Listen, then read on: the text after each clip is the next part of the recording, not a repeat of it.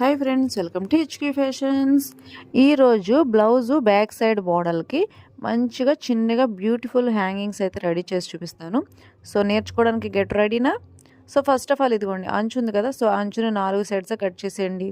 Cut చేసిన తర్వాత 4 వైపులు కలిపి కుట్టేసి చిన్న చిన్న కట్స్ పెట్టుకొని సెంటర్లో చిన్నగా ఒక హోల్ లాంటిది పెట్టుకొని మొత్తం ఉల్టా చేసేయాలన్నమాట. చక్కగా లోపల నుంచి బయటికి చక్కగా ఉల్టా చేసేసి ఈ కార్నర్స్ ఉంటాయి కదా, సో ఆ కార్నర్స్ అన్నీ కూడా ఒక స్టిక్ లాంటిది తీసుకుని కార్నర్స్ అన్నీ కూడా ఓపెన్ చేయాలి. సో 4 కార్నర్స్ ఈక్వల్గా రావాలండి ఈ మోడల్కి. ఒక బ్లౌజ్కి 2 హ్యాంగింగ్స్ రావాలి కదా, సో 2 తాళ్ళు 2 హ్యాంగింగ్స్ కాబట్టి నేను 2 రెడీ చేశాను. అట్ ది సేమ్ టైం బ్లౌజ్లో ఉన్న కాంట్రాస్ట్ కలర్ తీసుకుంటున్నా, అండ్ ఇది వచ్చేసి డార్క్ కలర్లో ఉన్నది తీసుకున్నాను నేను. సో సేమ్ ఇది కూడా ఒక రౌండ్ షేప్ వచ్చేలాగా కట్ చేయాలండి. సో పైన ఒక హ్యాంగింగ్, కింద ఒక హ్యాంగింగ్, 2 మోడల్స్ పెడుతున్నాను.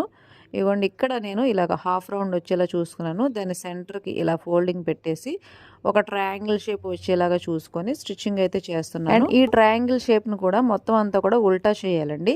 ఉల్టా చేసిన తర్వాత దీనికి లేస్ అనేది అటాచ్ చేయాలి. ఉల్టా చేయకుండా ముందే లేస్ అనేది అటాచ్ చేయకూడదు, ఓకేనా?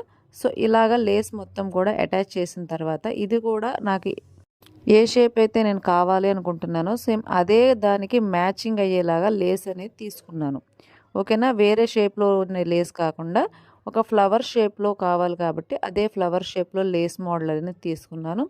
అండ్ దీనికి 2 స్టిచెస్ వేస్తున్నాను. అండ్ ఇప్పుడు ఈ ట్రయాంగిల్ షేప్ ఉంది కదా, సో దీన్ని చక్కగా ఫోల్డింగ్ చేస్తే మంచిగా రౌండ్ షేప్ లాగా చిన్న హ్యాంగింగ్స్ వస్తాయి. సో నేను స్మాల్ సైజులో రెడీ చేస్తున్నాను.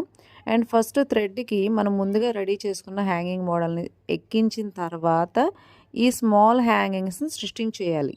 సో ఇందులో ఈ మోడల్లో స్పెషాలిటీ అది. అండ్ చూడండి, ఇలాగ స్టిచ్చింగ్ ముందు కిందన ఉన్న హ్యాంగింగ్ స్టిచ్చింగ్ చేసిన తర్వాత ఇప్పుడు చూడండి ఎలా ఉంది, ఓకేనా? అండ్ ఇప్పుడు దీనికి 1 ఇంచ్ పైన చూడండి థ్రెడ్ ఎంత దూరం పెట్టాలి, ఎగ్జాక్ట్గా 1 ఇంచ్ పైన.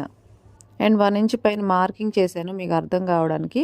1/2 ఇంచ్ నుంచి 1/4 ఇంచ్కి, మళ్ళీ 1/4 ఇంచ్ నుంచి 1/2 ఇంచ్కి కార్నర్ అంటే డయాగ్నల్ షేప్ లాగా వచ్చేలా చూసుకొని కుట్టాలండి ఈ మోడల్కి. అండ్ ఒకవైపు కుట్టిన తర్వాత నెక్స్ట్ మళ్ళీ ఫోల్డింగ్ పక్కకి జరపాలి.